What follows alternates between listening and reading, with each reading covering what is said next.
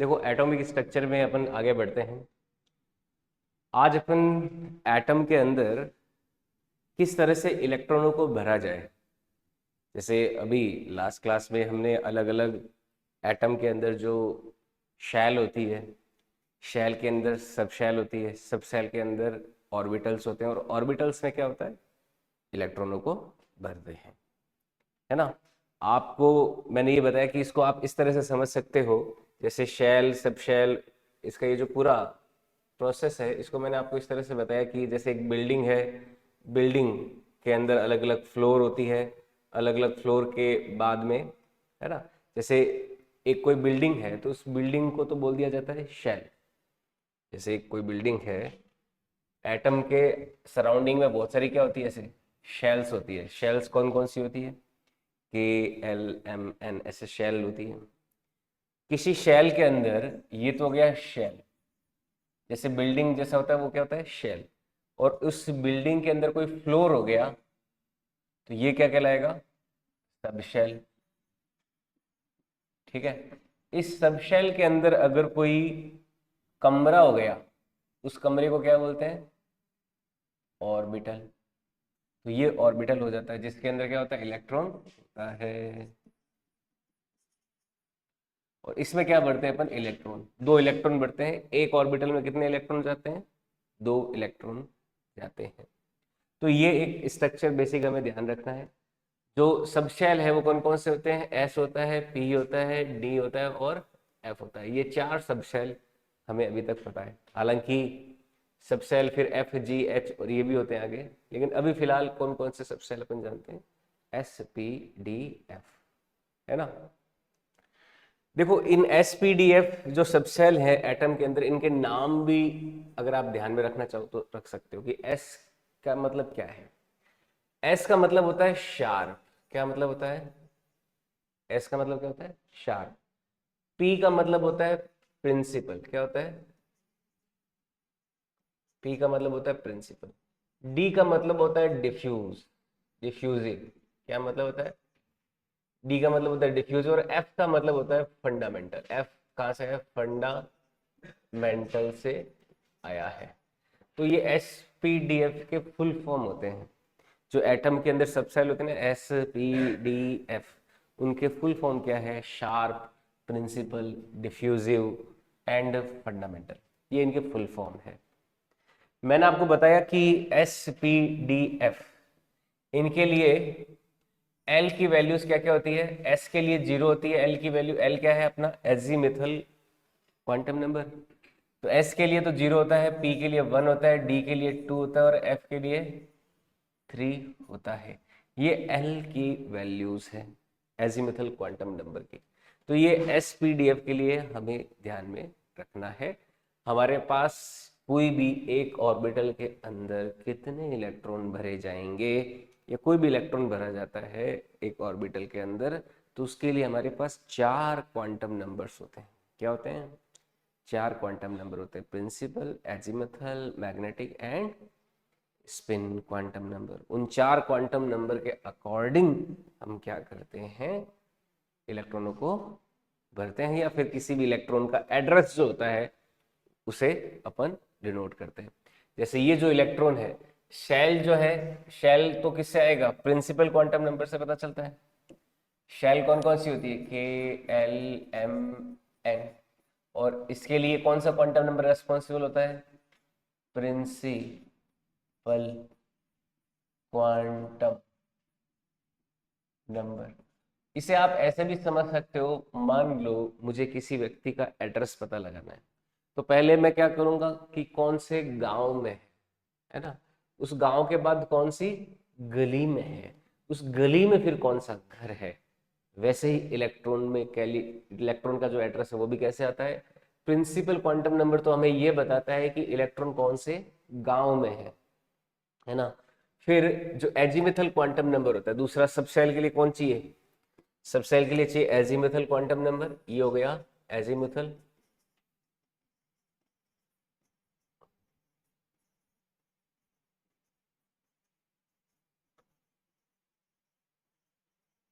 ये हो गया एजीमिथल क्वांटम नंबर। सब शेल, से हमें एजीमुथल क्वांटम नंबर, ये किस तरह से, एक तरह से कौन सी गली में है इलेक्ट्रॉन, फिर उस गली में कौन सा घर है वो किससे पता चलता है, ऑर्बिटल, ऑर्बिटल से। और ऑर्बिटल की जानकारी हमें कौन से क्वांटम नंबर से पता चलती है, magnetic quantum number. Magnetic quantum number से हमें किसके बारे में जानकारी पता चलती है, ऑर्बिटल के बारे में, कि किस ऑर्बिटल की बात हो रही है ना। किसी भी सबशेल में जो नंबर ऑफ इलेक्ट्रॉन है कि कितने इलेक्ट्रॉन भरे जाते हैं, वैसे मैंने ये बता रखा है, पर एस में बताओ कितने इलेक्ट्रॉन, एस में मैक्सिमम कितने बढ़ सकते हैं, 2 इलेक्ट्रॉन। पी में बढ़ सकते हैं 6 इलेक्ट्रॉन, डी में बढ़ सकते हैं 10, और एफ में बढ़ सकते हैं 14 इलेक्ट्रॉन। ये क्या हो गए, इनके अंदर आए जाने वाले नंबर ऑफ इलेक्ट्रॉन हो गए, है ना। तो ये चीज ध्यान में रखना है कि जो हमारी सबशेल है, जैसे अभी इलेक्ट्रॉन कॉन्फ़िगरेशन में एक तो एल, एन की वैल्यू चाहिए होगी और एक एल की वैल्यू चाहिए होगी, और एक सबसेल के अंदर जो नंबर ऑफ इलेक्ट्रॉन है ये हमें याद रखना है, ध्यान में रखना है कि जो एस पी डी एफ है, सबसेल कौन कौन सी होगी, एस पी डी एफ, इनमें कितने कितने इलेक्ट्रॉन भर सकते हैं।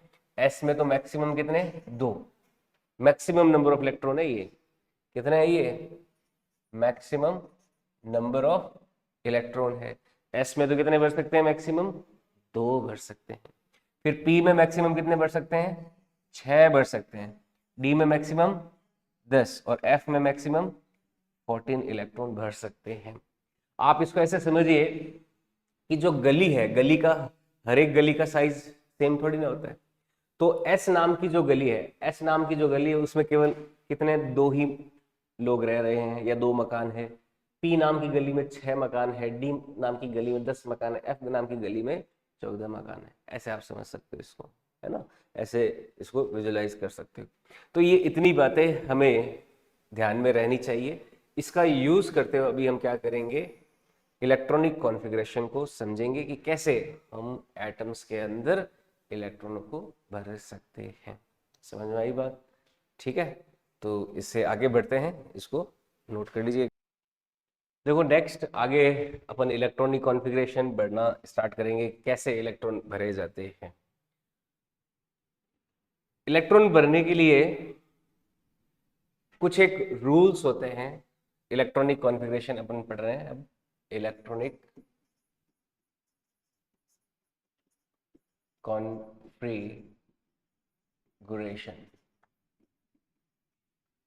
इलेक्ट्रॉनिक कॉन्फ़िगरेशन के लिए कुछ रूल होते हैं, उन रूल्स को ध्यान में रखते हुए हमें इलेक्ट्रॉनिक कॉन्फ़िगरेशन यानी कि इलेक्ट्रॉन भरना होता है। हालांकि मैं इसको बहुत सिस्टमेटिकली, बिना रूल्स से भी कैसे हमें ट्रिकी वे में चीज़ें याद रख के भरना है वो भी सीख लेंगे अपन, पर सिस्टमेटिकली हमें रूल्स पता होना चाहिए कि वो ऐसा ही हम इलेक्ट्रॉन का कॉन्फ़िगरेशन क्यों भरते हैं, बाकी तरह से क्यों नहीं। पहला देखो जो रूल है, इसके अंदर जो रूल्स काम में आते हैं इलेक्ट्रॉनिक कॉन्फ़िगरेशन के लिए, सबसे जो पहला रूल है वो है पाउलीज एक्सक्लूसिव प्रिंसिपल। पहला क्या है, Pauli's exclusive principle. Pauli's exclusive principle पहला रूल है। पाउलीज एक्सक्लूसिव प्रिंसिपल क्या कहता है कि एक्सक्लूसिव मतलब क्या, कभी कभी कहते हैं ना कि ये एक्सक्लूसिव सेल है। एक्सक्लूसिव सेल मतलब ये आपके लिए ही है ना, केवल एक के लिए हो। एक्सक्लूसिव मतलब बहुत ही यूनिक। एक्सक्लूसिव मतलब क्या, एकदम यूनिक जो होता है उसको क्या बोलते हैं, एक्सक्लूसिव। तो पाउली ने क्या बोला कि कोई भी 2 इलेक्ट्रॉनों के लिए चारों क्वांटम नंबर्स एग्जैक्टली सेम हो, ऐसा पॉसिबल नहीं होता, है ना। No 2 electrons can have, no 2 electrons can have same all the 4 quantum numbers। चारों इलेक्ट्रॉनों के क्वांटम नंबर्स कभी भी एग्जैक्टली सेम नहीं हो सकते, have exactly same. Maximum 3 quantum number same हो सकते हैं, है ना। एग्जैक्टली सेम नहीं हो सकते चारों क्वांटम नंबर्स। जो मैक्सिमम सेम हो सकते हैं वो कितने हो सकते हैं, 3 हो सकते हैं। एन एल एम ये तीनों सेम हो जाएंगे, लेकिन किसी भी ऑर्बिटल के अंदर जो स्पिन क्वांटम नंबर होगा वो अलग होगा। देखो कोई भी एक ऑर्बिट जो होती है उसमें कितने इलेक्ट्रॉन रिसाइड करते हैं, 2 इलेक्ट्रॉन। ये एक ऑर्बिट है, इस ऑर्बिट के अंदर एक तो क्लॉकवाइज और एक एंटी क्लॉकवाइज, एक ऑर्बिट जैसे होती है उसमें एक इलेक्ट्रॉन तो क्लॉकवाइज घूमता है और एक एंटी क्लॉकवाइज घूमता है। तो यहाँ पर ये क्लॉकवाइज और एंटी क्लॉकवाइज वाले जो इलेक्ट्रॉन होते हैं, क्लॉकवाइज और एंटी क्लॉकवाइज, अगर मैं इनका स्पिन क्वांटम नंबर देखूं तो एक का प्लस हाफ होता है, दूसरे का क्या होता है, माइनस हाफ होता है। स्पिन क्वांटम नंबर जब कोई एक ऑर्बिटल में हम 2 इलेक्ट्रॉनों की बात करें तो उसमें एक का प्लस हाफ और एक का माइनस हाफ होता है। इन दोनों इलेक्ट्रॉनों के लिए जो 3 क्वांटम नंबर है एन एल और M, principal quantum number azimuthal और एम, ये सेम हो सकते हैं, लेकिन स्पिन क्वांटम नंबर तो फाइनली जाके अलग हो ही जाएगा। तो इसका मतलब चारों के चारों क्वांटम नंबर्स किसी एक इलेक्ट्रॉन के लिए सेम होना इम्पॉसिबल, एक साथ सेम नहीं होंगे। मैक्सिमम कितने हो सकते हैं, 3 हो सकते हैं। तो इसको नोट की तरह लिख भी लेंगे। नोट क्या है, maximum for any two electron, for any two electron, कोई 2 इलेक्ट्रॉन के लिए maximum 3 quantum numbers, 3 quantum numbers can be same, numbers can be same। कोई भी 2 इलेक्ट्रॉनों के लिए मैक्सिमम कितने, 3 क्वांटम नंबर सेम हो सकते हैं, 3 से ज्यादा सेम नहीं हो सकते। ये पाउली का एक्सक्लूसिव प्रिंसिपल होता है। क्या होता है ये, पाउली का एक्सक्लूसिव प्रिंसिपल, कि कोई भी 2 इलेक्ट्रॉनों के लिए चारों की चारों क्वांटम नंबर्स हमेशा एग्जैक्टली मतलब कभी भी एग्जैक्टली सेम नहीं हो सकते। मैक्सिमम कितने हो सकते हैं क्वांटम नंबर सेम, 3। कौन कौन से, एम एन एम एल। फिर स्पिन में तो क्या आ जाएगा, गड़बड़ आ भी जाएगा। अगर स्पिन सेम है तो हो सकता है एम और एल में कोई चेंज आ जाए। ठीक है, तो ये है पहला रूल, पाउलीज एक्सक्लूसिव प्रिंसिपल। ठीक है, अब दूसरा रूल देखो क्या कहता है। ये तो हो गया फर्स्ट रूल। दूसरे रूल की तरफ आगे बढ़ेंगे।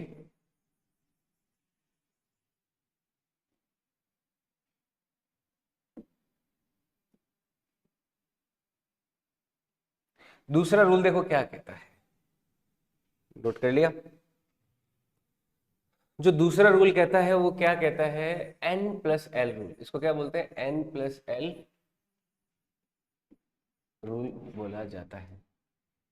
एन प्लस रूल क्या कहता है कि अगर हम कोई 2 ऑर्बिटल्स का क्या देखें, अगर हम कोई 2 ऑर्बिटल्स का एनर्जी देखें कि किस ऑर्बिटल का एनर्जी ज्यादा है किसका कम है, तो n प्लस एल रूल क्या कहता है कि जिसका n प्लस एल कम होगा उसका एनर्जी क्या होगा, कम होगा, है ना। द ऑर्बिटल हैविंग, है ना, उस ऑर्बिटल का एनर्जी कम होगा जिसका n प्लस, इसके लिए n प्लस एल की वैल्यू क्या होगी, कम होगी।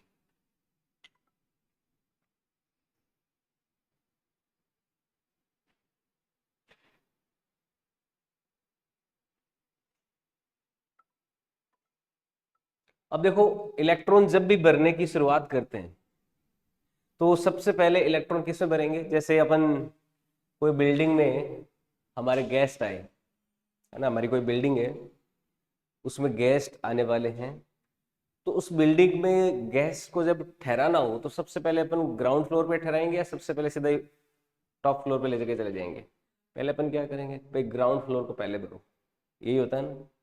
तो जब एटम्स की बात आए कि एटम्स के अंदर जब इलेक्ट्रॉन भरने हैं तो सबसे पहले कौन से भरते हैं, ग्राउंड फ्लोर वालों को भरते हैं, यानी कि उन ऑर्बिटल्स के अंदर या उन सब सेल के अंदर इलेक्ट्रॉनों को भरा जाता है जिसकी एनर्जी सबसे कम होती है ना।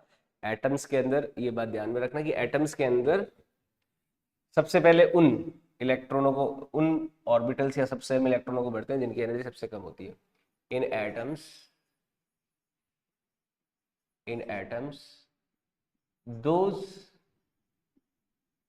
subshells have lesser energy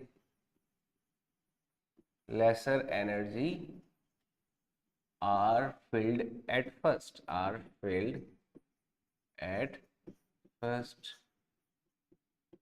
atom के अंदर वो सब सेल जिनकी एनर्जी कम होती है उनको सबसे पहले भरा जाता है। अब N+L रूल क्या कहता है, देखो N+L रूल क्या कहता है, ये रूल कहता है कि उस सब सेल का एनर्जी कम होगा जिसके लिए N+L की वैल्यू क्या होगी, कम होगी। द सबशेल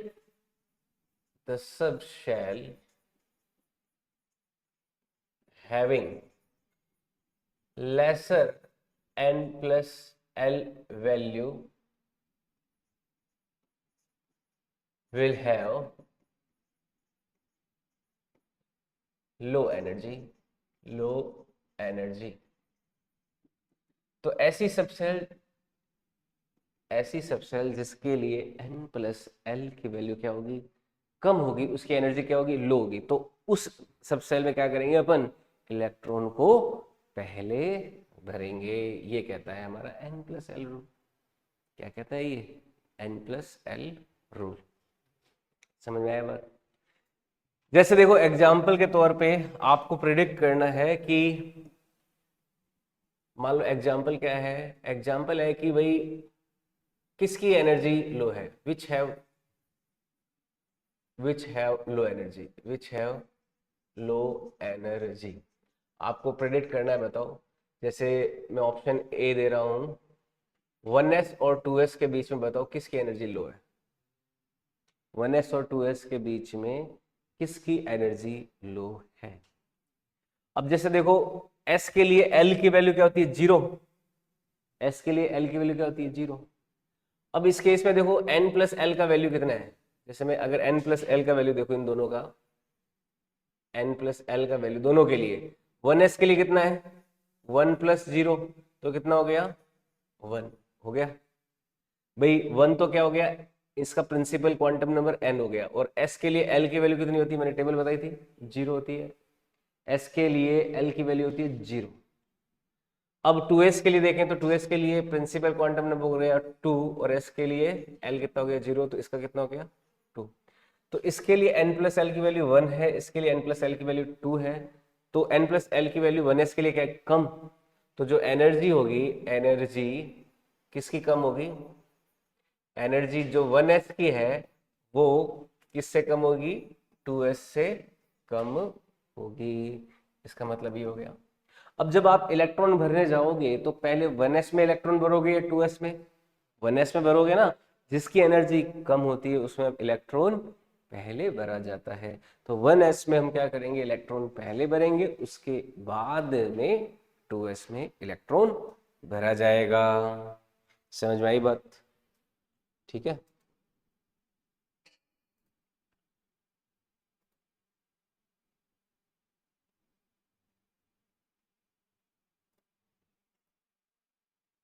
तो ये चीज हमें ध्यान रखनी है इलेक्ट्रॉन को भरते समय, कि एक तो उसमें पहले भरा जाएगा जिसमें एनर्जी कम हो। और मैंने एग्जांपल बताया कि अगर कोई बिल्डिंग है बहुत बड़ी 5-10 फ्लोर की, और हमारे बहुत सारे गेस्ट आने वाले हैं, तो हमारी सबसे पहली जो हमारा पहला जो टास्क रहता है मेहमानों को ठहराने का, वो क्या रहता है, जिसकी एनर्जी लो हो, यानी ग्राउंड फ्लोर पे। फिर ग्राउंड फ्लोर पर गया तो फिर फर्स्ट फ्लोर पे जाएंगे, फिर सेकंड पे जाएंगे, फिर थर्ड पे जाएंगे, ऐसा करते हैं ना। तो सेम इसमें भी ऐसा ही, ये होता है N+L रूल। N+L रूल के और एग्जाम्पल देखो।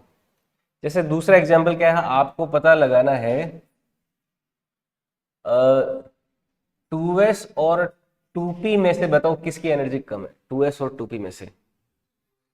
2s की, दोनों के लिए n प्लस एल की वैल्यू निकाल के देखे तो कितनी कितनी आएगी। n प्लस एल की वैल्यू 2s के लिए कितनी हो गई, 2 प्लस 0 तो कितनी हो गई 2। और 2p के लिए, अब एस पी, पी के लिए एल की वैल्यू कितनी होती है 1, पी के लिए एल की वैल्यू कितनी है 1, तो ये कितनी हो जाएगी 2 प्लस 1 तो कितना हो गया 3। तो 2s और 2p में से किसकी एनर्जी कम है, 2s की कम है 2p से। इसका मतलब जो एनर्जी है वो 2s की कम है 2p की ज्यादा है। तो पहले 2s को भरेंगे या 2p को, पहले हम 2s को भरेंगे, उसके बाद में किसको भरेंगे 2p को भरेंगे, 2p का नंबर आएगा, है ना। और देखो इसका एग्जाम्पल एक और, जैसे एग्जाम्पल के तौर पे आप इसमें बताइए, मैं अगर 4s और 3d लूं तो बताओ किसकी एनर्जी लो है, 4s और 3d, इन दोनों में से देखो किसकी एनर्जी लो है। मतलब मैं उल्टा लिख देता हूँ उसको, 3d आगे लिख देता हूँ क्योंकि 3d पहले आता है। वैसे 3d देखो आता पहले है, 4s बाद में आता है, लेकिन अगर इनकी एनर्जी चेक करें तो हमें एक बड़ा ही इंटरेस्टिंग एक पैटर्न देखने को मिलेगा। इन दोनों में से किसकी एनर्जी ज्यादा है किसकी कम है। अगर हम n प्लस एल की बात करें, n प्लस एल का वैल्यू 3d के लिए कितना है देखो, n तो हो गया 3 और l कितना होता है 2, तो कितना हो गया 3d का n प्लस एल कितना होता है 5। लेकिन 4s के लिए देखें तो 4s का कितना है 4 प्लस 0, s का कितना होता है 0, तो इसका कितना है 4 है ना, है या नहीं बताओ। तो 3d के लिए n प्लस एल की वैल्यू है 5, लेकिन 4s के लिए कितनी है 4, तो n प्लस एल किसका कम है, 4s का कम है 3d का, 4s का कम है ना। तो 4s को पहले भरेंगे या 3d को, 4s को। तो यहाँ पे एनर्जी जो है किसकी कम है, 4s की कम है। तो ये बड़ा इंपॉर्टेंट पॉइंट है, क्योंकि देखो 3 पहले आ रहा है तो अपन को लग सकता है कि भाई 3d का है 3rd फ्लोर पे, 4d का है 4th फ्लोर पे, लेकिन 4th फ्लोर का कोई ऐसा कमरा है जिसके लिए एल की वैल्यू कम है, इस वजह से उसकी एनर्जी कम हो गई, तो उसको पहले भरा जाएगा। हालांकि 3d पहले आता है परंतु उसकी एनर्जी 4s से ज्यादा होती है, पहला आने के बावजूद भी उसकी एनर्जी क्या है 4s से ज्यादा, 4s की एनर्जी कम होती है। तो एनर्जी जो है इसका कम है, 4s का कम है 3d से। तो 4s को पहले भरेंगे, सो 4s is filled first, filled before 3d, before 3d। 3d से पहले हम किसको भरेंगे 4s को भरेंगे, 3d से पहले हम 4s को भरने की हमारी क्या रहेगी टेंडेंसी रहेगी।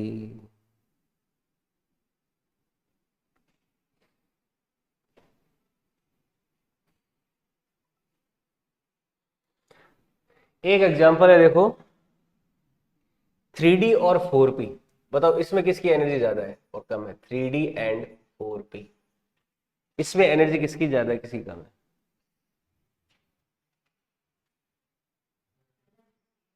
दोनों की सेम आ रही है ना, बहुत बढ़िया। दोनों की देखो क्या आ रही है, n प्लस एल की वैल्यू निकालोगे तो 3d के लिए कितना हो गया 3 प्लस 2, ये तो कितना हो गया 5, और इसके लिए कितना हो जाएगा 4 प्लस 5। तो दोनों का क्या आ रहा है सेम आ रहा है।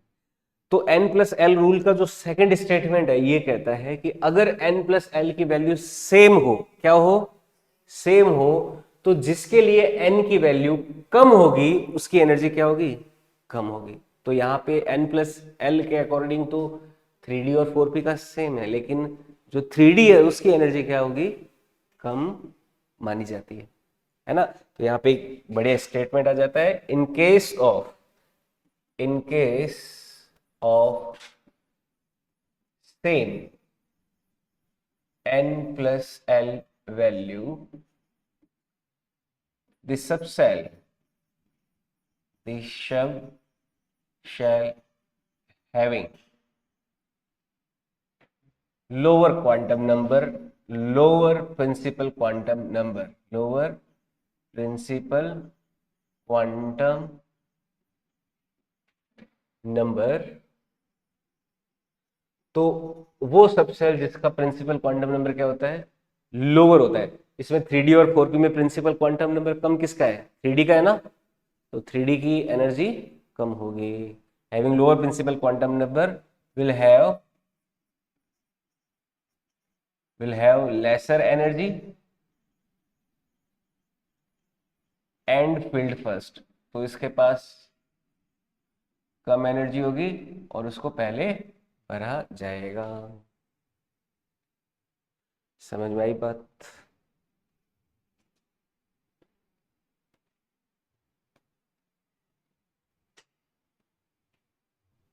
क्लियर?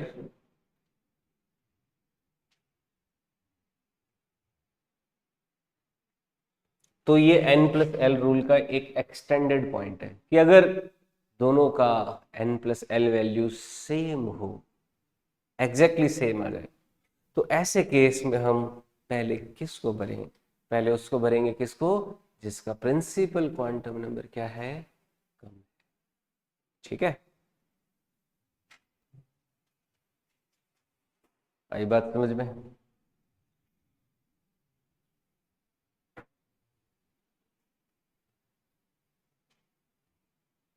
आगे बढ़े।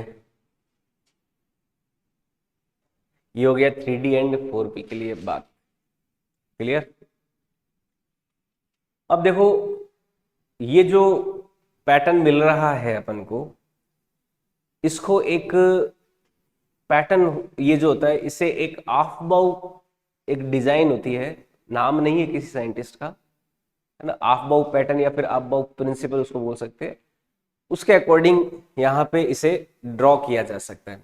तो एक अपन प्रिंसिपल पढ़ रहे हैं, ऑफ बाउ प्रिंसिपल, ये एक डिजाइन है, ऑफ बाउ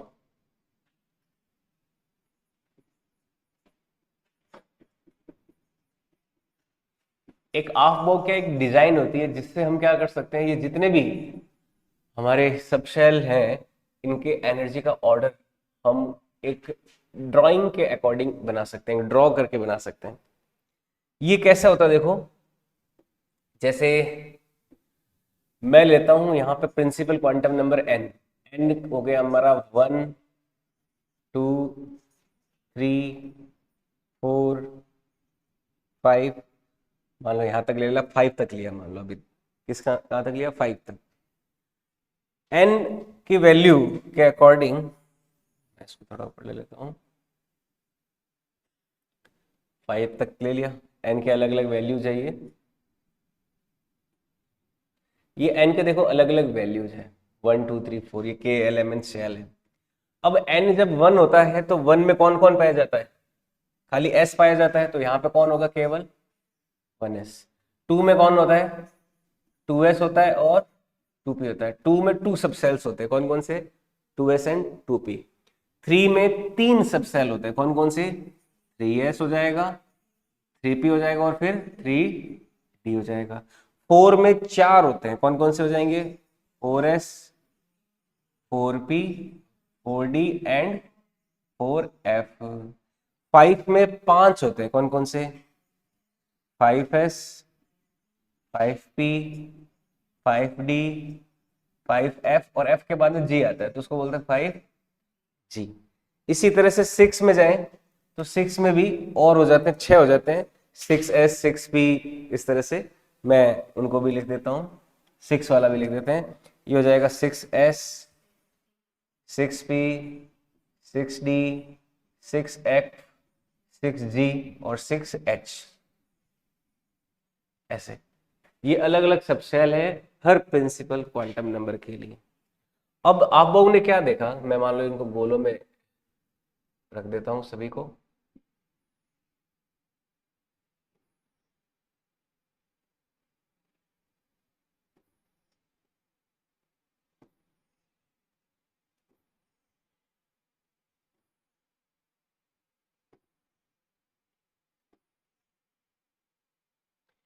एक पैटर्न है जिस पैटर्न से हम जितने भी हमारी ऑर्बिटल्स हैं उनका एनर्जी हम आइडेंटिफाई कर सकते हैं कि किस में कितना एनर्जी होगा, ज़्यादा होगा, कम होगा, वो सारी चीज़ें हमें पता चल जाती है।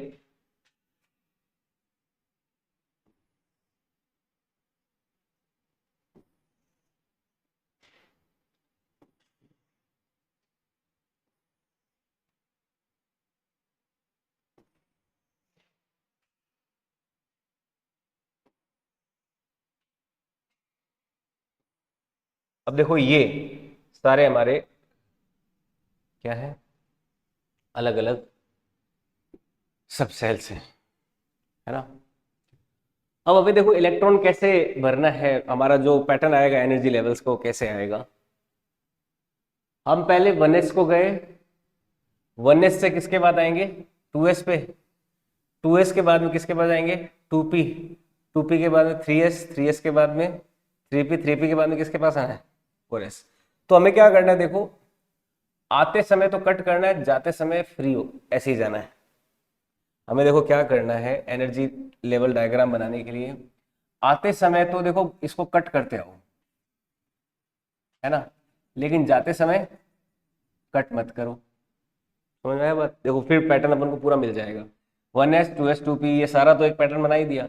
आते समय 1s हुआ लेकिन जाते समय कुछ नहीं किया, आते समय फिर 2s आया, जाते समय कुछ नहीं किया, फिर आते समय 2p आया, 2p के बाद में किसका नंबर आया, 3s का, फिर आते समय किसका नंबर आएगा, 3p, 3p के बाद में देखो 3d का नंबर आके ना आके किसका आता है, 4s का आता है ना, तो 4s का आ गया। फिर जाते समय वापस गए, कुछ नहीं किया, 4s के बाद में किसका नंबर आएगा, फिर 3d का आएगा, 4s के बाद में 4p ना आके कौन आएगा, 3d, तो 3d है, 3d के बाद में 4p, 4p के बाद में 5s, 5s के बाद में जाते समय कुछ नहीं किया, फिर 5s के बाद में किसका नंबर आएगा, 4d, 4d के बाद में 5p, 5p के बाद में 5p के बाद में ना तो 5d आएगा, 5f भी नहीं आएगा, 5g भी नहीं आएगा, 5p के बाद में किसका नंबर आएगा, 6s का आएगा, है ना।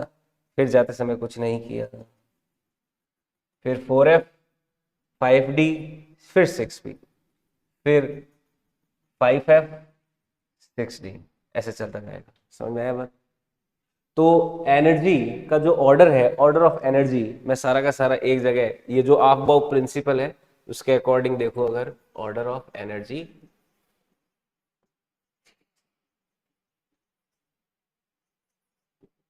तो ये क्या होगा, सबसे कम किसका, 1s का, उसके बाद में 2s, फिर 2p, फिर 3s, फिर 3p, फिर 3d या 4s, 3p के बाद में किसका नंबर आया था, 4s, फिर किसका आया था, 3d का, 3p के बाद में 4s, 4s के बाद में 3d, 3d के बाद में 4p, उसके बाद में 5s के बाद में 5s के बाद में 4d, 4d के बाद में 5p, 5p, 5p के बाद में 6s, 6s के बाद में 6s के बाद में आ रहा है देखो 4f, 4f, फिर कौन आएगा, 5d, 4 कौन आएगा, 6p, फिर कौन आएगा, है ना, ऐसे चलता जाएगा, और भी चलते जाएंगे, लेकिन इतना काफी है हमारे लिए।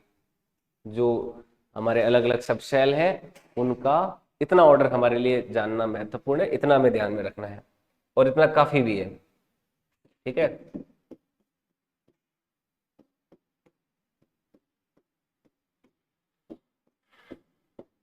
तो ये अफबाउ प्रिंसिपल होता है, नोट कर लीजिए इसको, है ना। अफबाउ प्रिंसिपल में क्या करते हैं, अलग अलग ये 1s 2s ये सब कुछ बनाते हैं, और फिर क्या करते हैं, इनमें हम इस तरह का पैटर्न देखते हैं कि आते समय तो हमें सब सेल को कट करना है, और जाते समय बिना कट किए सीधे ही निकल जाना है, फिर आते समय कट करना है, जाते समय बिना कट किए सीधे निकल जाना है। तो जो N+L रूल है उसी के अकॉर्डिंग हमें क्या मिल जाते हैं, उसी के अकॉर्डिंग क्या मिल जाते हैं, हमें हमें एक पैटर्न मिल जाता है।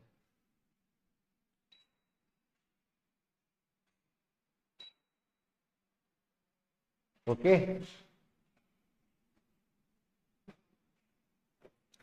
इसे नोट कर लीजिए।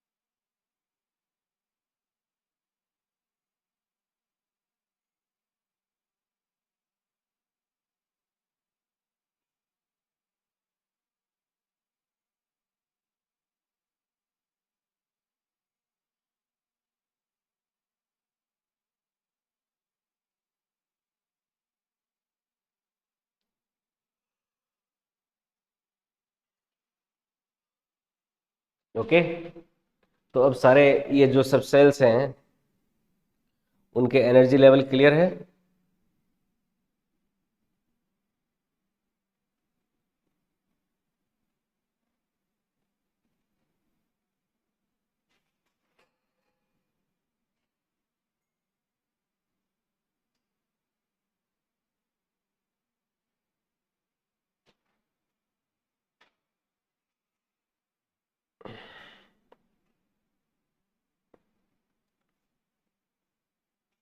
देखो नेक्स्ट पढ़ते हैं हुंड्स रूल ऑफ मल्टीप्लिसिटी।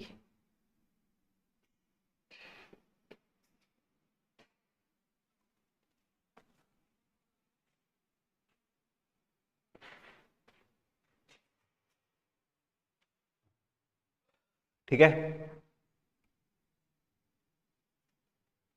देखो नेक्स्ट पढ़ते हैं Hund's rule of multiplicity. Hund's rule of multiplicity.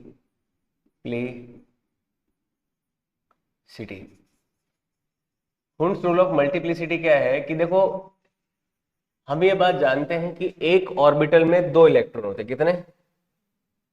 एक ऑर्बिटल में दो इलेक्ट्रॉन होते हैं ना। एक तो क्लॉकवाइज स्पिन का और दूसरा एंटी क्लॉकवाइज स्पिन का।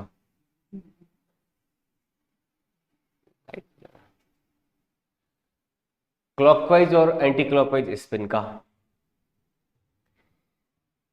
हुंड्स रूल ऑफ मल्टीप्लिसिटी को समझने के लिए कुछ एक बातें हमें ध्यान में रखनी है। जैसे एक बात तो क्या है, जैसे मैंने आपको पी के लिए बताया कि पी के अंदर 3 ऑर्बिटल्स होती हैं और डी के अंदर 5 होती है ना। जैसे पी के अंदर 3 ऑर्बिटल्स होती है ना, P X, P Y, P Z.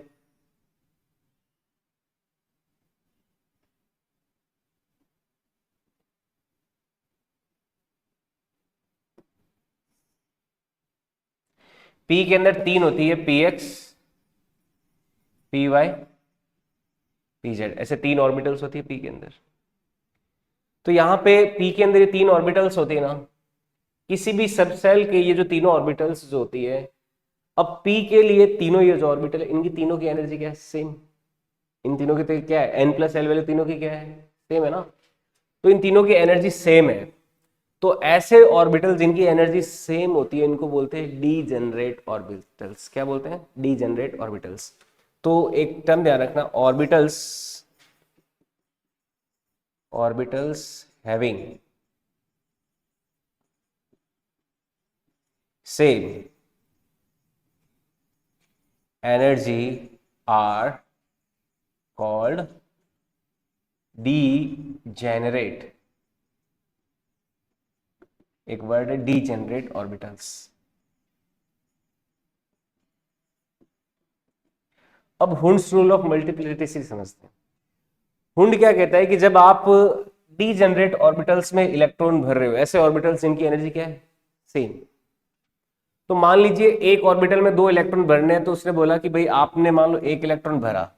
कितना भरा? 1 इलेक्ट्रॉन भर दिया। अब दूसरा इसको ही, अपोजिट स्पिन वाला इसको ही देने की बजाय, ध्यान से समझिए, पहले बाद में नोट कर लेना, इसको आपने क्लॉकवाइज स्पिन का इलेक्ट्रॉन दिया। अब इसी को ही एंटी क्लॉकवाइज देने की बजाय वो कहता है कि नहीं, आप ऐसा मत करो। अगर इसमें आप दोनों इलेक्ट्रॉन पहले ही भर दोगे तो ये क्या रह जाएंगे बेचारे, मुंह तकते रह जाएंगे ना भाई। अगर मान लो मेरे लिए, मैं किसी 3 बच्चों को चॉकलेट देना चाहता हूँ और मेरे पास 6 चॉकलेट है, मैं 3 बच्चों को देना चाहता हूँ तो 6 चॉकलेट, मान लो हर एक को 2-2 देनी है ना।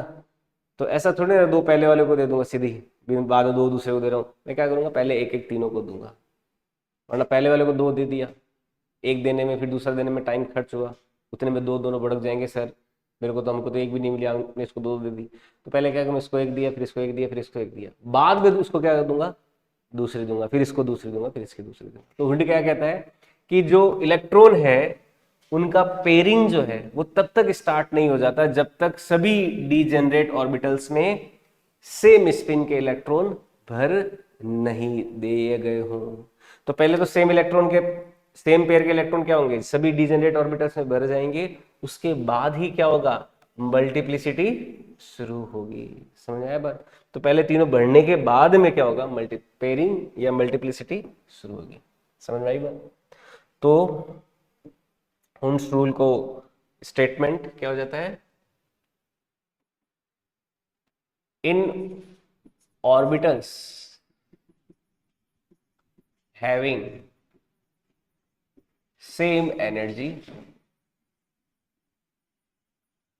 pairing of electrons, pairing do not start until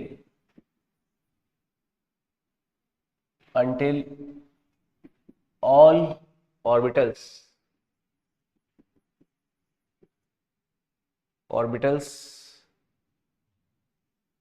have electron of same spin।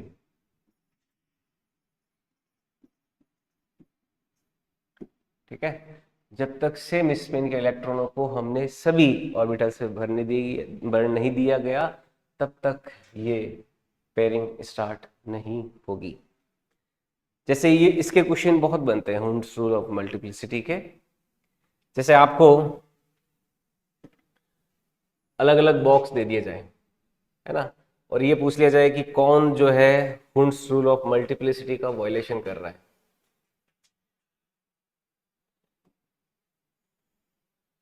मान लो मैं पी के लिए बनाना चाहता हूं,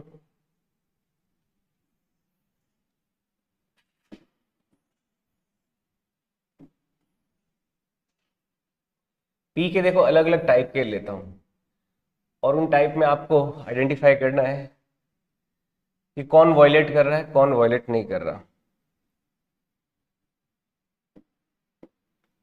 which is correct oblique incorrect. हुंस rule multiplicity के अनुसार कौन सा करेक्ट है, कौन सा इनकरेक्ट है। जैसे मान लो मैंने भरा electron clockwise, clockwise, anticlockwise, clockwise, clockwise, और मान लो clockwise, clockwise, clockwise, clockwise, anticlockwise, clockwise, clockwise, clockwise और एंटी क्लॉकवाइज, एंटी क्लॉकवाइज। बताओ इसमें कौन सा सही होगा, कौन सा गलत। पहला वाला क्या सही है या गलत? गलत है, क्योंकि पेयरिंग हमने बहुत पहले स्टार्ट कर दी, पहले इसमें कोई इलेक्ट्रॉन देना जरूरी था। दूसरा वाला सही है, तीसरा वाला सही है, चौथा वाला भी सही है। समझ में आया बात? तो ऐसे हमें देखना होता है। ओके, अच्छा, एक और मैं इसमें, मान लो इसको मैं सही ना बोल के इसमें गड़बड़ कर देता हूं। क्या गड़बड़ की मैंने, देखो ध्यान से समझना, बताओ ये सही है या गलत? क्यों गलत है? ये दोनों का स्पिन सेम हो गया, तो दोनों का स्पिन सेम पॉसिबल नहीं है। एक ऑर्बिटल के अंदर इलेक्ट्रॉनों का स्पिन दोनों का अलग क्या क्या होना चाहिए, अलग होना ही होना चाहिए। ये किसका वॉयलेशन है, ये पाउलीज एक्सक्लूसिव प्रिंसिपल का, क्योंकि इन दोनों इलेक्ट्रॉनों का क्या हो गया, चारों क्वांटम नंबर सेम हो जाएंगे ना, स्पिन वाला भी सेम हो जाएगा। तो ये किसका वॉयलेशन है, पाउलीज एक्सक्लूसिव प्रिंसिपल। तो ये गलत है, हुन्स रूल के अकॉर्डिंग नहीं। गलती क्या है इसमें, पाउलीज एक्सक्लूसिव प्रिंसिपल वायलेट हो रहा है, वायलेट्स, वायलेट या फिर डिसओबे, वायलेट पाउलीज एक्सक्लूसिव,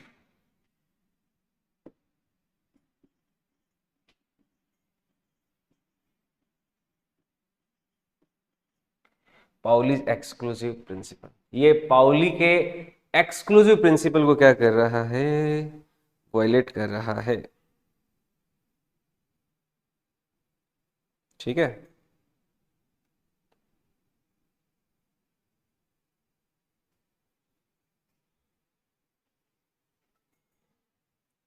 समझ में आई बात।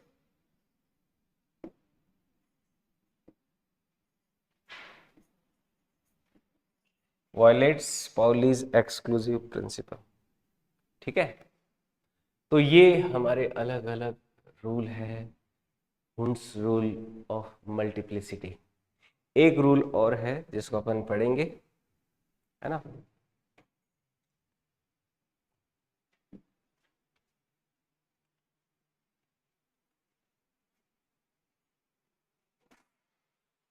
अभी के लिए इतना ही।